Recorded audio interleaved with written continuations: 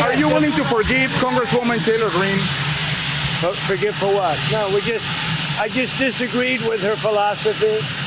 She started backing perhaps the worst Republican congressman in our history, this stupid person named Massey.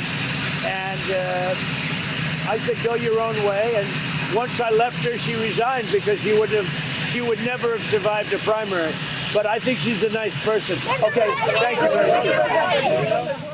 That was Trump being asked if he would be willing to forgive Marjorie Taylor Greene, which he immediately shuts down, before revealing the real reason for the feud. He explains that she aligned herself with someone so reviled as Thomas Massie in his effort to release the Epstein files. That is why Donald Trump was so incensed. That's why he was so quick to abandon one of, if not the most loyal foot soldiers that he had, because Trump is hell-bent on suppressing whatever is in those files. And because Greene wouldn't be an accomplice to his efforts to cover up a pedophile ring, he threw her under the bus. I was called a traitor by a man that I fought for 6 years for.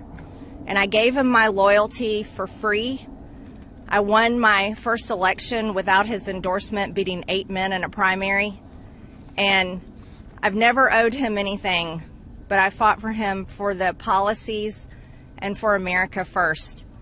And he called me a traitor for standing with these women and refusing to take my name off the discharge petition. Let me tell you what a traitor is. A traitor is an American that serves foreign countries and themselves. A patriot is an American that serves the United States of America and Americans like the women standing behind me. And I want to tell you that this only became possible today because the American people whom we serve as representatives here in Congress demanded that this vote happen, and they put more pressure on every single elected politician in this city than has ever been put on them. And today you are going to see probably a unanimous vote in the House to release the Epstein files, but the real fight will happen after that. In fact, Greene literally invoked Trump's attacks against her for daring sign the discharge petition to force a vote on the Epstein files in her resignation video. Standing up for American women who were raped at 14 years old, trafficked and used by rich, powerful men should not result in me being called a traitor and threatened by the President of the United States, whom I fought for. However, while yes, hurtful, my heart remains filled with joy, my life is filled with happiness, and my true convictions remain unchanged, because my self-worth is not defined by a man, but instead by God, who created everything in existence. And to her credit, she's been consistent on this issue. Today, he called it a hoax, while these women were speaking out, and they were saying, we're not a hoax, we're human beings. And I think we need to see something turn around there. I'll say this, Eric. He can prove it's a hoax by releasing it. Let us decide if it's a hoax or not. I mean, I love everything they're doing. I'm MAGA through and through. Well, I just want to finish up on one thing. Yeah. It's not a hoax because Jeffrey Epstein is a convicted pedophile. That takes away the whole hoax things. It's not a hoax. It's not a lie. We should be at work on our committees. We should be doing investigations.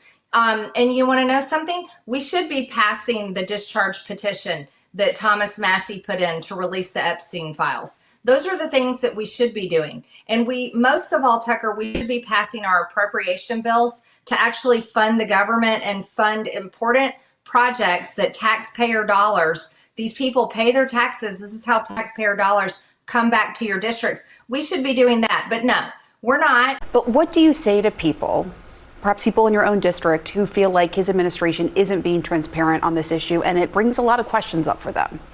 I don't really have to explain it. It's pretty much everyone across the board agrees, release the Epstein files. So this is something that I get calls into my office almost every day about. We track all the calls that come into my office, and I think that's extremely important, whether they come from the district or out of district, and it's all over the country. People just want this information released. So if you're wondering why Trump turned on Greene, it shouldn't come as a surprise. What that should also do is debunk this fallacy that Donald Trump in any way wanted transparency on the Epstein files. The only reason that he ultimately deigned to allow Republicans to vote their conscience in the House is because it was already clear that he was going to lose the vote. His announcement that Republicans should vote to release the Epstein files was like him giving permission for Monday to turn into Tuesday. A very generous sentiment, but completely and utterly meaningless.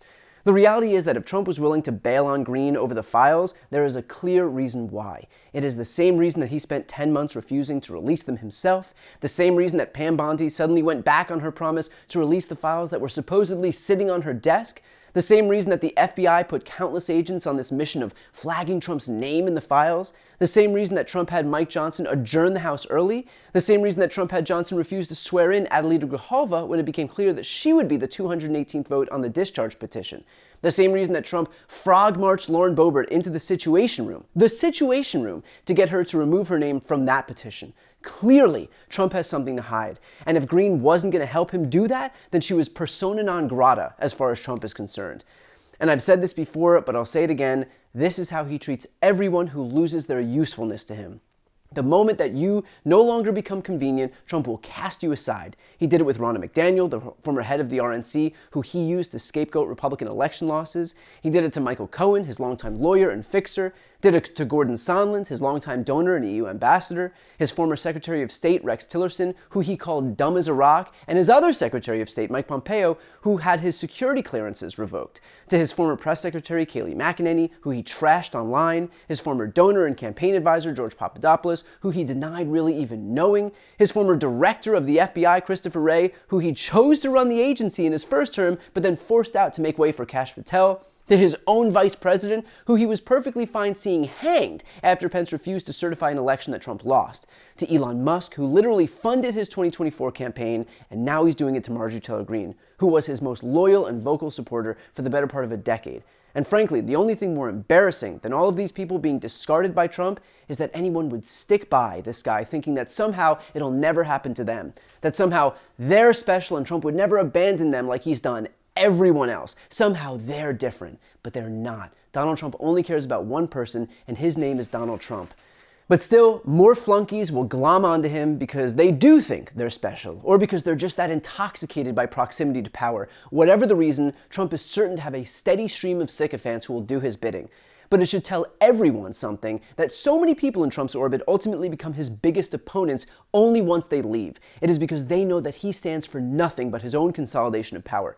Marjorie Taylor Greene's abandonment of Trump may represent her own personal issue with him, but more importantly, it is a message to Americans more broadly, that if she can ultimately recognize the truth about him, there's no reason that everyone shouldn't be able to do the same. Trump is a con man. He swept into office amid promises that he was going to be the guy to lower costs, release the Epstein files, make IVF free, end the Russia-Ukraine war, protect earned benefits, lower inflation, and usher in a manufacturing renaissance. None of that has happened because he is a marketer who only cares about himself. He's putting that on full display right now. If Marjorie Taylor Greene can see it, the rest of his base should be able to, too. Before you go, if you enjoyed this content and you want to see more and support independent media, please subscribe to this channel. The subscribe button will be right here on the screen. But second, the reality is that we are now in a political environment where this administration can lean on any of the social media platforms to suppress certain voices if they don't like critical coverage. That means my longevity here is in the hands of a few tech billionaires who are already making it clear that they are willing to cater to this administration. To that end, signing up for my newsletter is a way for me to reach you directly if that ever becomes necessary. I'll put the link right here on the screen as well, so please sign up. It's free, but there's also an option to do a paid subscription if you'd like to support me and my team. I really appreciate it. Thanks so much for watching.